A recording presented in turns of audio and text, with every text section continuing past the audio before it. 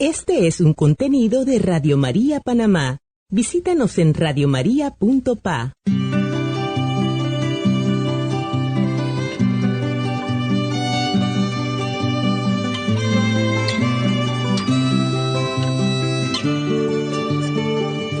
Lo que agrada a Dios en mi pequeña alma es que amé mi pequeñez y mi pobreza. Lo que agrada a Dios en mi pequeña alma es que amé mi pequeñez y mi pobreza. Es la esperanza ciega que tengo en su misericordia. Es la esperanza ciega que tengo en su misericordia.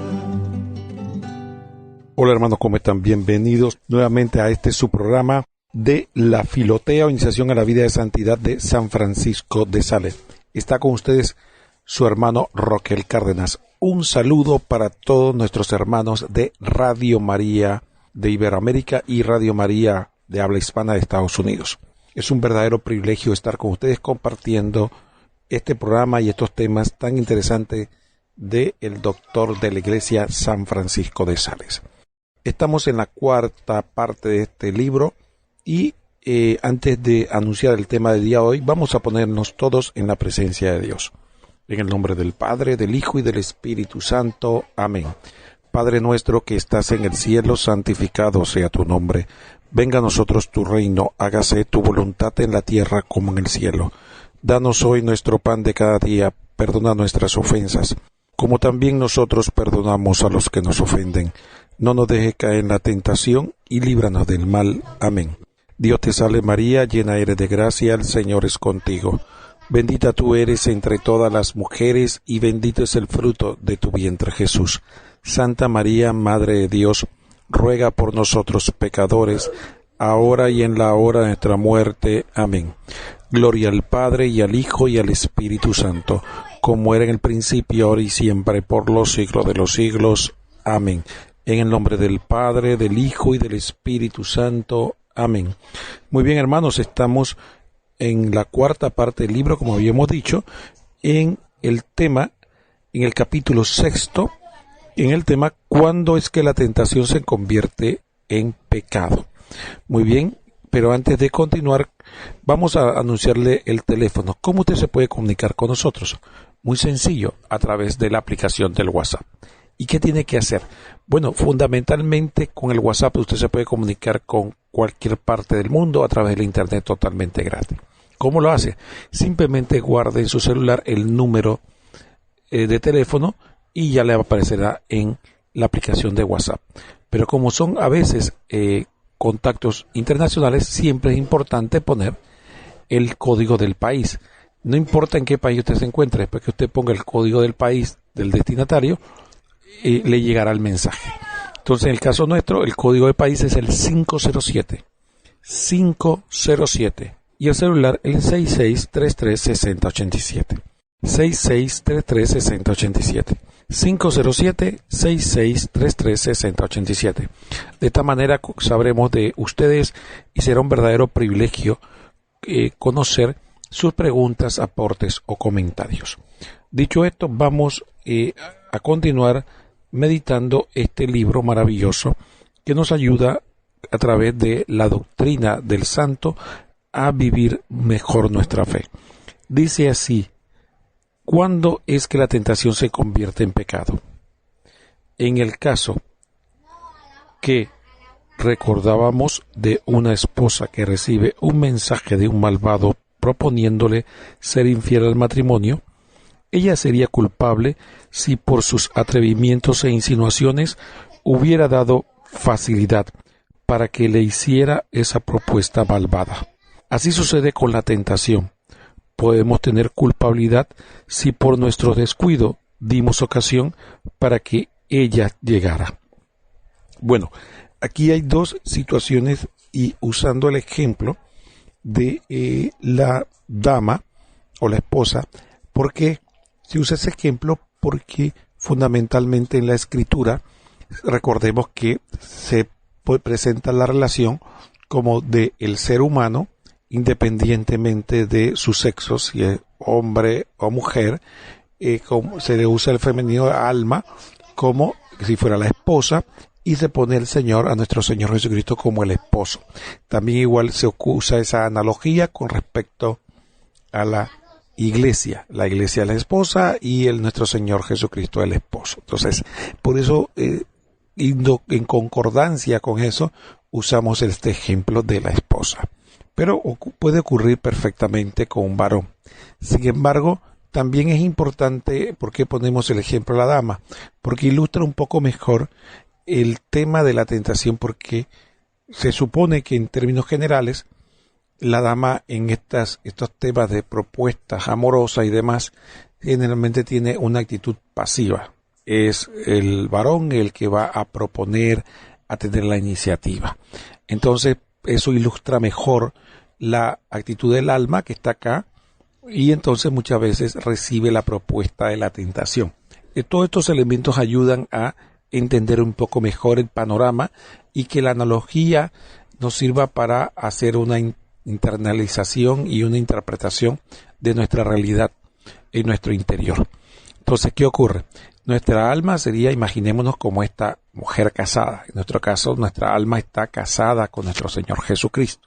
Estamos unidas a Él, a su cuerpo, a través del bautismo. Entonces, esta mujer casada o esta alma casada con el Señor va a recibir de los tres enemigos del alma, como hemos hablado: nuestra carne, el mundo y el demonio. Siempre recordemos estos tres enemigos. Y repasando un poco, recordemos que nuestra carne es esa concupiscencia o esa inclinación que tenemos hacia el mal, ese gusto que tenemos muchas veces desenfrenados por el placer y comportamientos que van en contra de la virtud. El mundo, recordemos que es la suma de todas esas carnes, por decirlo así, o esas concupiscencias, hace que en el mundo exista un sistema que coadyuga o busca ese pecado. Por ejemplo, ustedes simplemente tienen que ponerse a ver los medios de comunicación, llámense los tradicionales, cómo promueven abiertamente el pecado. ¿Por qué? Porque es lo popular. Lo popular no es la virtud, lo popular es el pecado. Tanto es así que si usted se da cuenta que, por ejemplo, los publicistas de hace mucho tiempo utilizan la sensualidad para vender. Alguien decía con algún grado de broma de que ponen a una mujer en vestido de baño para vender una llanta. ¿Qué tiene que ver la mujer en vestido de baño con la llanta? No, probablemente nada, solamente que la mujer en vestido de baño va a llamar la atención para que el comprador mire la llanta. Entonces, de esta manera, entonces vemos cómo el mundo promueve y propugna muchas veces por el pecado. Entonces, el otro aspecto que tenemos como enemigo es el demonio, el enemigo declarado de Dios, y que como no puede hacerle daño a Dios, busca hacerle daño a la criatura que Dios ama, que es al ser humano, como apartándolo de él, proponiéndole toda suerte de caminos y formas para que el hombre se aleje de Dios. Entonces, estos tres enemigos están permanentemente proponiendo un comportamiento diverso que es pecado. Entonces, ¿qué ocurre? Pues el santo nos presenta aquí esa imagen. Entonces, ¿qué pasa con la dama? La dama se le acerca a un hombre, obviamente. Miren el escenario. Si fuera que se le acerca un hombre que no le gusta, no hubiera tal tentación. Muy poca sería el esfuerzo que tiene que cumplir para que se rechazar eso, ¿no? Entonces, efectivamente, tiene que ser un hombre que le guste, un hombre atractivo. Y la otra cosa es que si ese hombre atractivo es tosco en el trato, también le va a ser fácil rechazar, porque por muy guapo y atractivo que sea, le guste, si la trata mal, no va a ser no va a estar muy entusiasmada en aceptar la propuesta. Entonces, la otra condición tiene que ser halagador, tiene que ser seductor. Entonces, por lo tanto, el otro aspecto importante, aparte de ser guapo, es decir, que me guste y que sea seductor, entonces la propuesta tiene que ser atractiva, tiene que proponer algo que nos parezca o que le parezca a la dama agradable, plausible, porque si él es tan tosco de que inmediatamente le invita a algo impropio, posiblemente la dama se va a sentir escandalizada, ¿no? Entonces, de la misma manera, el alma tiene que estar preparada porque debe ver la psicología de la tentación. Tiene que ser algo que me guste, algo con lo que me siento bien. Tiene que ser una propuesta indirecta, suave, casi que nos hace creer que somos nosotros mismos los que estamos pensando. Y además de eso, tiene que ser una propuesta atractiva, tiene que ofrecer algo bueno, algo importante, algo que me sobrecoge, que me promete como una buena venta, ¿no? Como cuando uno le proponen un producto y a uno le parece poco el precio porque supuestamente lo que ofrece es tanto. De la misma manera la tentación va a ofrecernos algo grande, algo supremo. Entonces de ahí, el alma, cuando se encuentran esos elementos, se encuentra en tentación, porque se encuentra inclinada a aceptar, aunque la razón puede en algún momento decirle que no está bien, como a la dama que está frente a un hombre seductor, atractivo, que sabe halagarla, que sabe endulzarla y además le hace una propuesta buena. Entonces efectivamente la razón le dice que no es lo correcto, que es una mujer casada, que incluso puede tener hijos, que va a destruir su hogar, pero todo el andamiaje emotivo y diríamos corporal sensual se activa. Entonces, ¿qué ocurre? Se da la primera batalla entre ejercitar y definir que primero esto no es tan bello como parece. Segundo, no puedo sacrificar algo más grande por esto que es tan accesorio. Y tercero, generalmente lo que está proponiendo es mentira. No puede cumplir con lo que está prometiendo. Entonces, el alma tiene que entablar una lucha, por decirlo de alguna manera, para que con la asistencia de la gracia convencerse y resistir ese envión de la tentación. Entonces, el santo pregunta cuándo se convierte eso en pecado. Mientras esté luchando, no. Pero cuando la persona cede, ojalá sea solo del punto de vista mental, psicológico y no material, ya cayó en el pecado. Porque el pecado no consiste solamente en hacer, sino también en desobedecer del punto de vista intelectual, porque lo que el Señor nos pide no solo es pureza de cuerpo, sino pureza de alma o de corazón, como se dice. Entonces tiene que estar limpio el cuerpo, pero también el alma. Por eso el santo en otro lugar va a decir de que puede haber damas que físicamente son vírgenes, pero espiritualmente se han dejado manchar tanto por el pecado de la lujuria que en su oído, en su mente, en su corazón han pecado mucho con ese pecado, no de manera material, pero sí espiritualmente. Entonces, ¿cuándo se convierte en pecado la tentación? Cuando efectivamente consentimos, aceptamos la propuesta. Y otro momento que también se puede volver pecado es cuando, así mismo como nos arrepentimos del pecado, podemos arrepentirnos de la virtud. Cuando, por ejemplo, la propuesta es rechazada en primera instancia, pero después que la rechazamos nos quedamos lamentándonos de no haberla aceptado. Porque hice eso, yo debía haber aceptado. Eso también es una infidelidad. Y también la tentación en ese caso venció tardíamente, pero también venció. Entonces, en pocas palabras, no necesariamente la propuesta tiene que ser aceptada desde el punto de vista material, solo con la aceptación en el corazón, o como decimos modernamente, en la mente, en nuestra psicología, ya caímos y fuimos vencidos, porque el bien no negocia con el mal. Y cuando Dios nos dice que algo está mal y punto. No importa, no hay negociación de que solo un ratito, solo un momento, o que solamente fue en mi mente, o fue un pensamiento fugaz. No. Del momento que caemos en eso, entonces lo que es tentación se convierte ya en un pecado propiamente dicho, que puede ser de diversa gravedad. Entonces, ahí viene el famoso axioma que una cosa es sentir, que es la tentación, y otra cosa diferente es consentir. Muy bien, dicho esto, vamos a hacer la primera pausa del programa y después continuamos.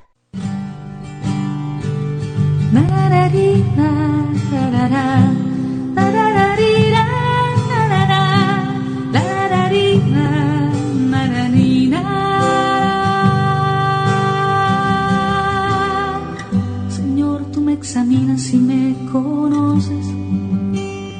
Cuando me siento y me levanto, tú me conoces, tú me conoces. De lejos penetras mis pensamientos, distingues mi camino y mi descanso. Tú me conoces, tú me conoces, tú me conoces, tú me conoces, tú me conoces.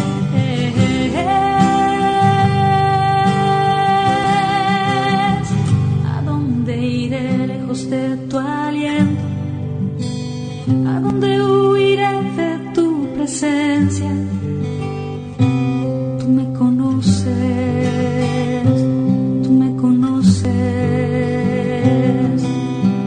Si digo que me sorba la tiniebla, lo oscuro para ti es claro como el día. Tú me conoces, tú me conoces, tú me conoces, tú me conoces, tú me conoces.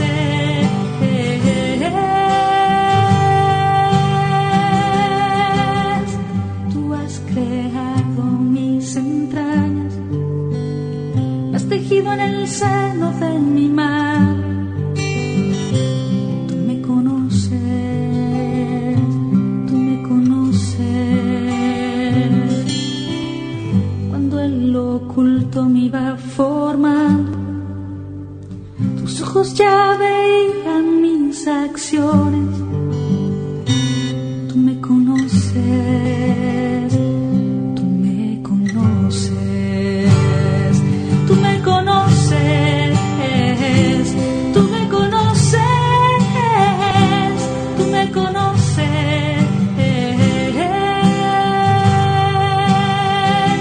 tú me conoces, tú me conoces.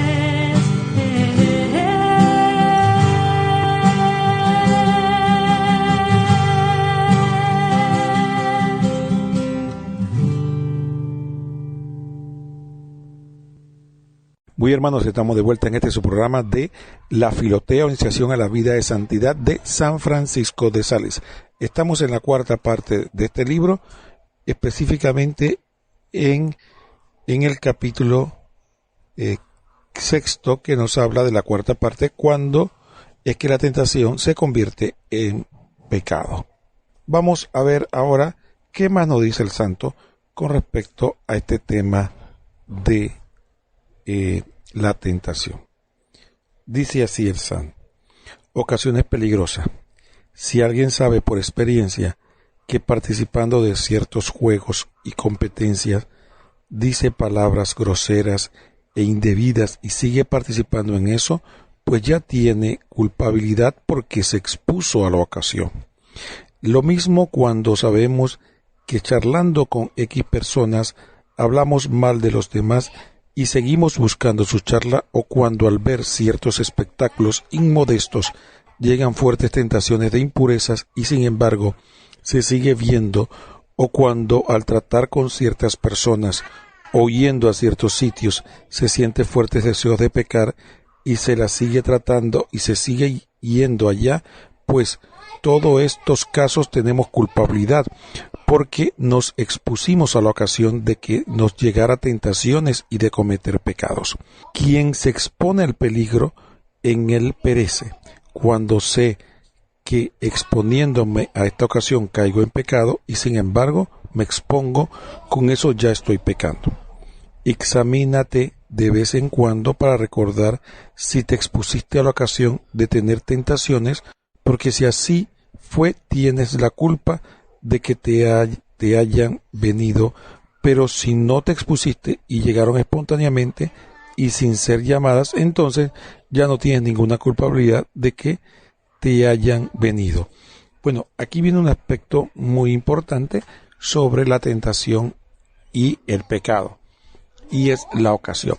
El santo primeramente nos explica de que ya el exponerse es un pecado. Es un pecado de imprudencia, ¿no? Entonces, el exponerse ya es un pecado. Vamos a poner ejemplos más típicos. Por ejemplo, si un hombre sabe que tiene debilidad por el adulterio y le gusta estar frecuentando mujeres hermosas, coqueteándole, sonriéndole, entonces efectivamente después no puede estar diciendo que la carne es débil si él mismo se expone. El exponerse ya para él es un pecado. Igual, si una persona tiene el vicio del juego o del alcohol o de las drogas y sigue frecuentando lugares y personas que le estimulan para continuar con ese estilo de vida, entonces ya el exponerse es pecado. Igual, entonces pone otros ejemplos más sutiles como la murmuración, ¿no? Como como el otro tipo de pecado, por ejemplo, diría yo la ociosidad, o inclusive las conversaciones poco edificantes. Entonces, todo eso que nos aleja de Dios, el exponernos, definitivamente ya la exposición es un pecado.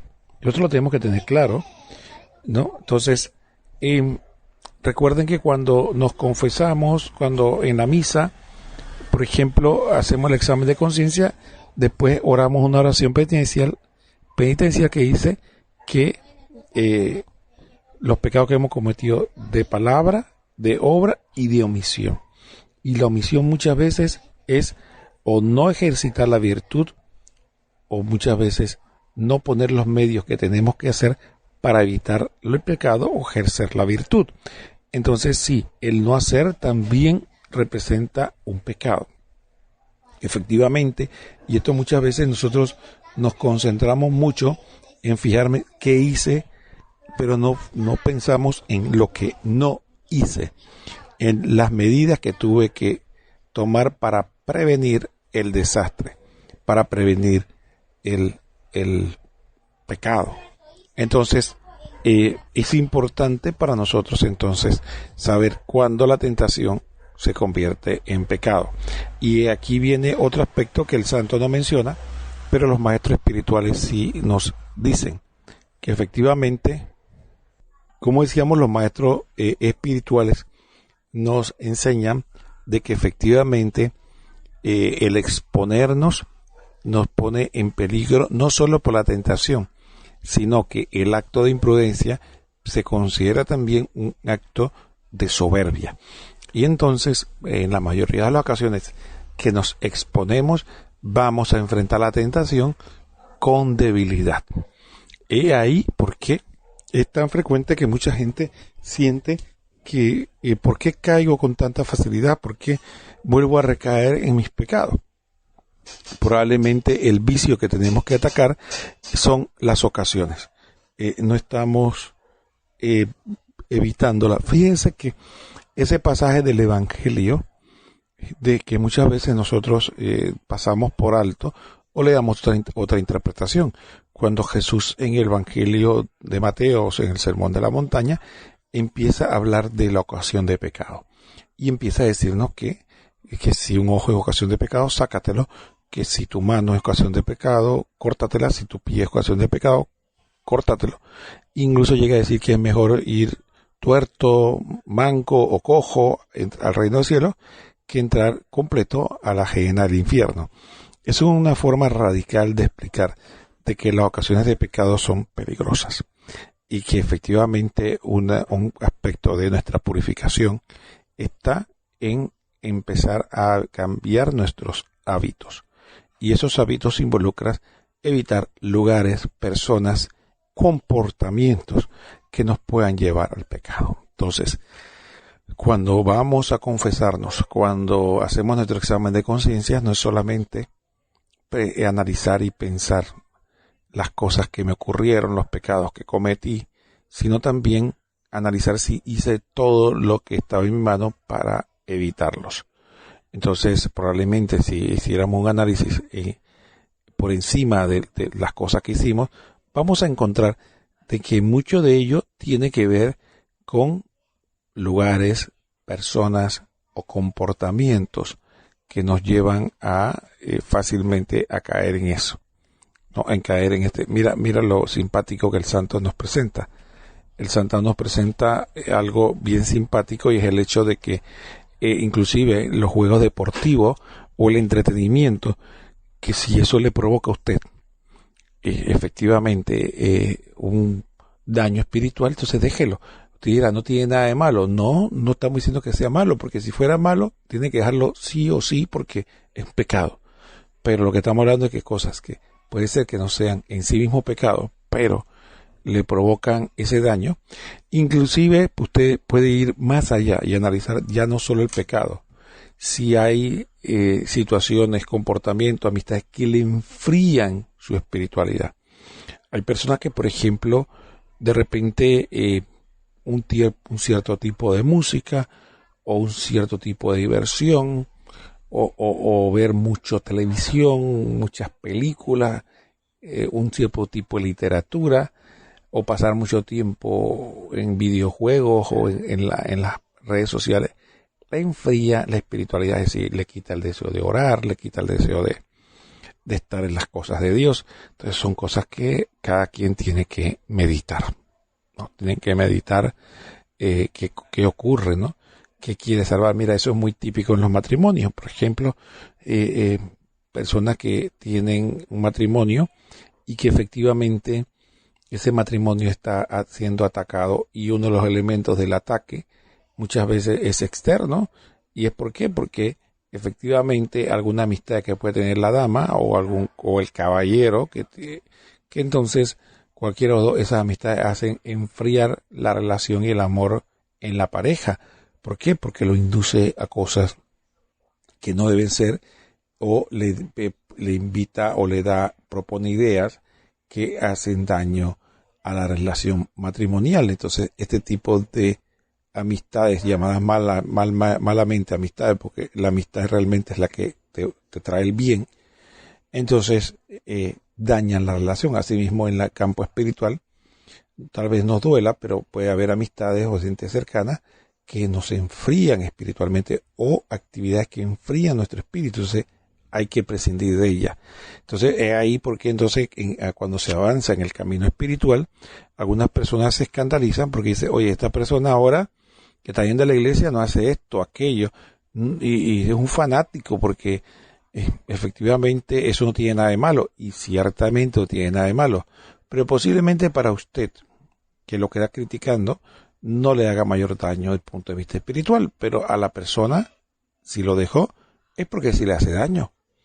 Si le hace daño porque efectivamente él está en una situación espiritual que solo él conoce, ¿no? Efectivamente.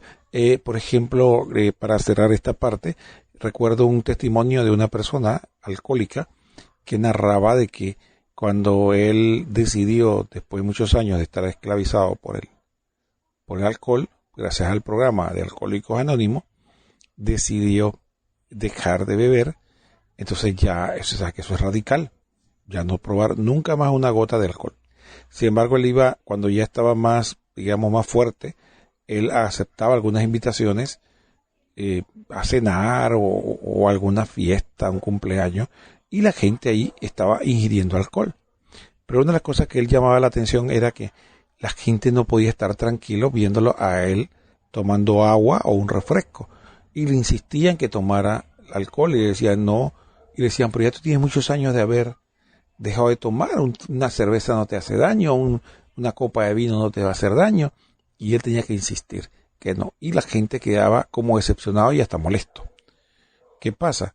Para este hermano que confesaba que él era alcohólico, esa copa que para otros no representa ningún peligro, ningún problema, sí era una diferencia grande en su vida. Entonces, así mismo ocurre con nuestra vida espiritual y la de muchos hermanos. O sea, tenemos que tener mucho cuidado de no estar criticando así alegremente a los hermanos porque toman decisiones de vida y se alejan de algunas cosas que puede ser que no sean malas en sí mismas, pero pueden ser que para él sí es una ocasión de pecado o también es una situación que enfría su espíritu. Entonces, toman decisiones y tenemos que tener mucho cuidado de no estar criticando, sino que tratar de comprender que él está o esta persona está en una etapa donde está tratando de purificarse. Dicho esto, muy bien, vamos a hacer la segunda pausa musical y después continuamos con este interesante tema.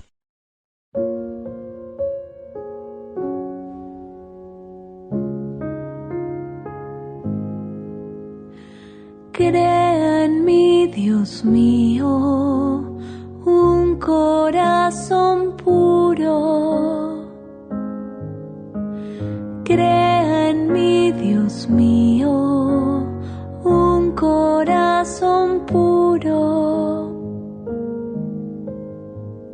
Ten piedad de mí, Señor, por tu bondad, por tu gran compasión, borra mis faltas. Lávame totalmente de mi culpa y purifícame de mi pecado. Crea en mí, Dios mío, un corazón puro. Crea en mí, Dios mío, un corazón puro y renueva la firmeza de mi espíritu. No me arrojes lejos de tu presencia, ni retires de mí tu Santo Espíritu. Crea en mí, Dios mío, un corazón puro. Devuélveme la alegría de tu salvación, que tu Espíritu generoso me sostenga. Yo enseñaré tu camino a los impíos y los pecadores volverán a ti. Crea en mí, Dios mío, un corazón puro. Crea en mí, Dios mío, un corazón puro.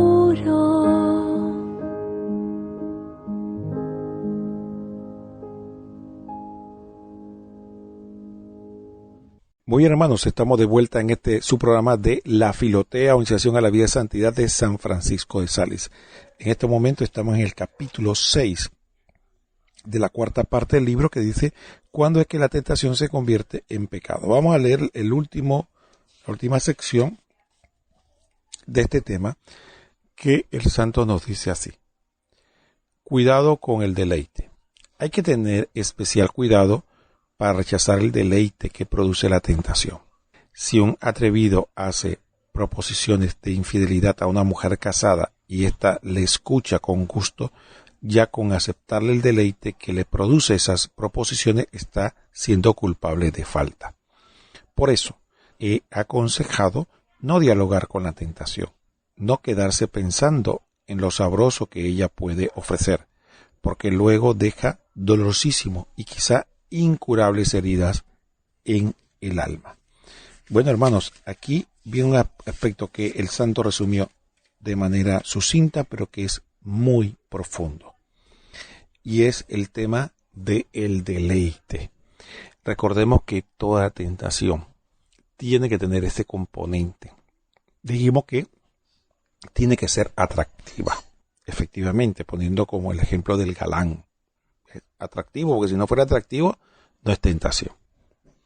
El otro aspecto importante es la seducción, ¿no? que tiene que provocar y la propuesta tiene que ser agradable. Y en el aspecto de la seducción es importante poder provocar gusto. Entonces el seductor generalmente sabe usar las palabras que generalmente son de halago para estimular el ego, la vanidad, el orgullo y entonces eso produce un deleite.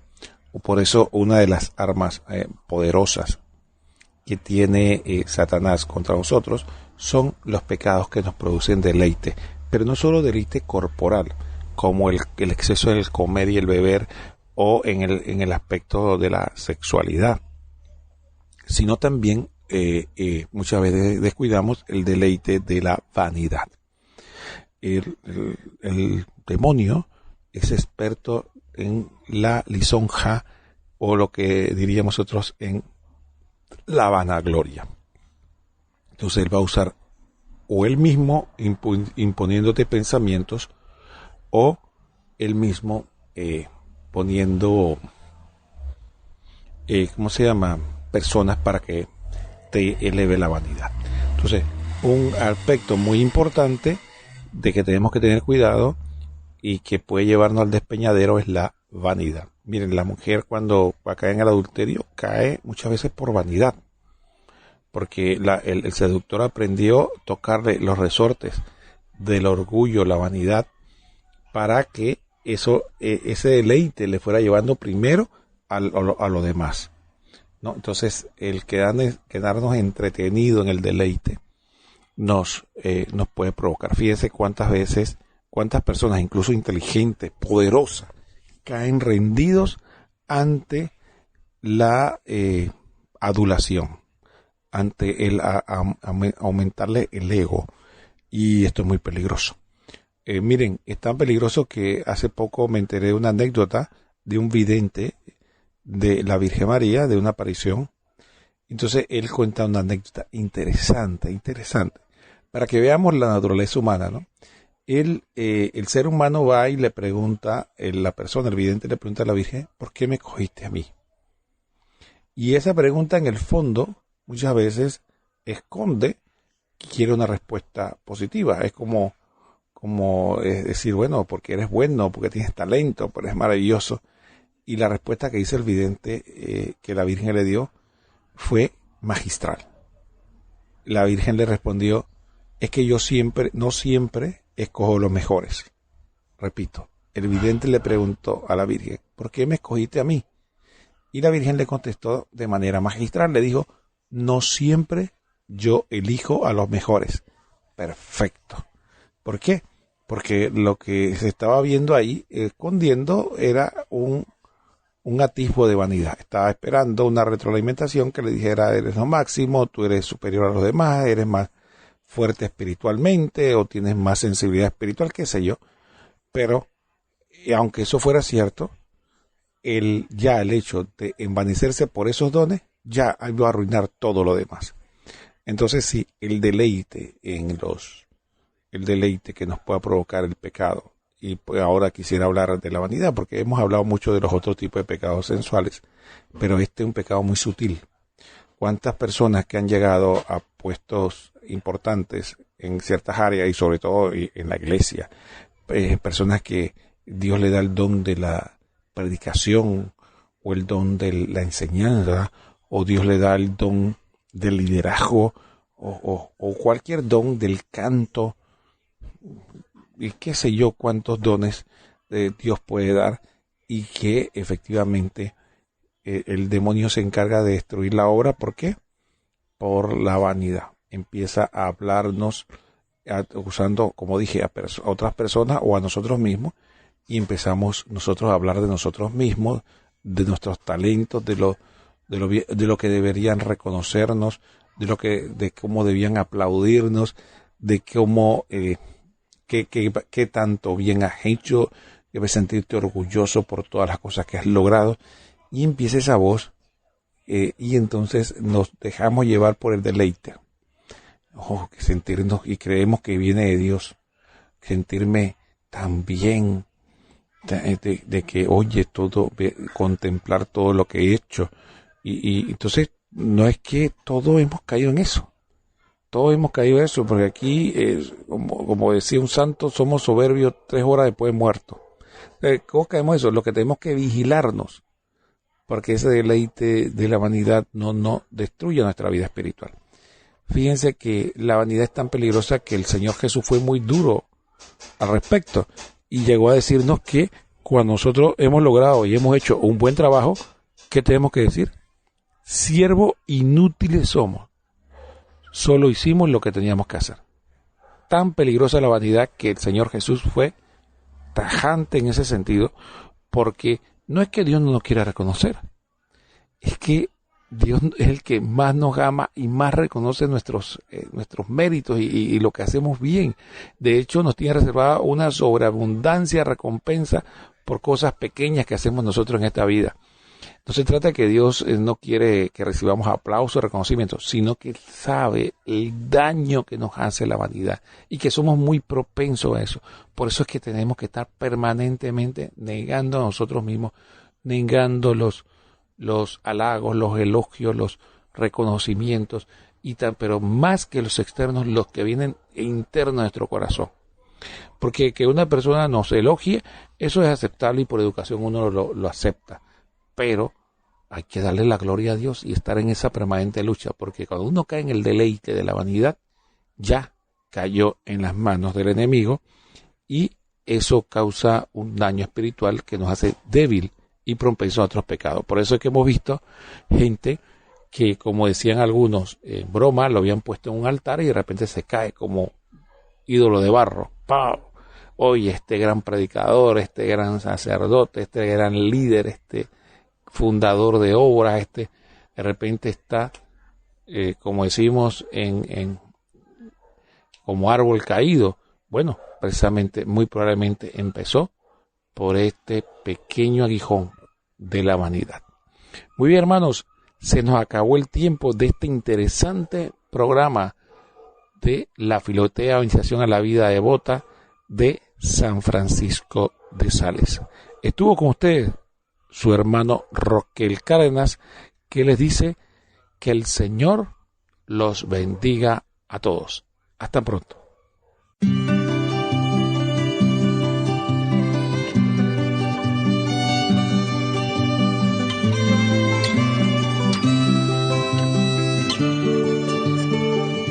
Lo que agrada a Dios en mi pequeña alma es que amé mi pequeñez y mi pobreza. Lo que agrada a Dios en mi pequeña alma es que amé mi pequeñez y mi pobreza. Es la esperanza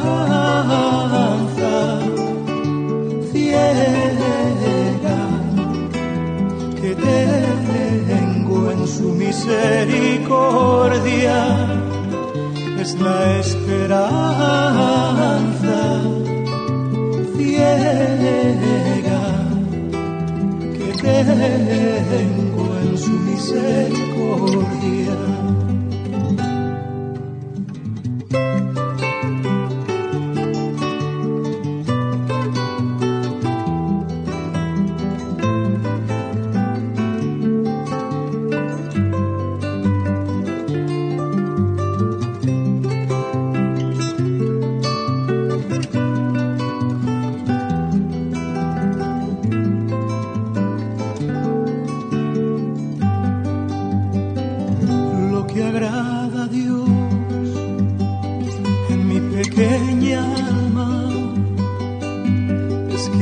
Mi pequeñez y mi pobreza. Lo que agrada a Dios en mi pequeña alma es que amé mi pequeñez y mi pobreza. Es la esperanza ciega que tengo en su misericordia. Es la esperanza entrega que tengo en su misericordia, lo que agrada a Dios en mi pequeña alma.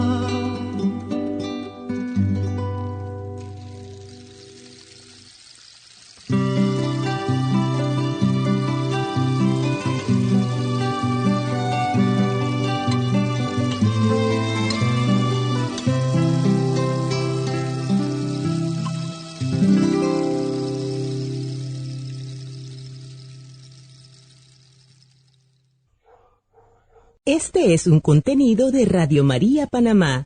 Visítanos en radiomaria.pa.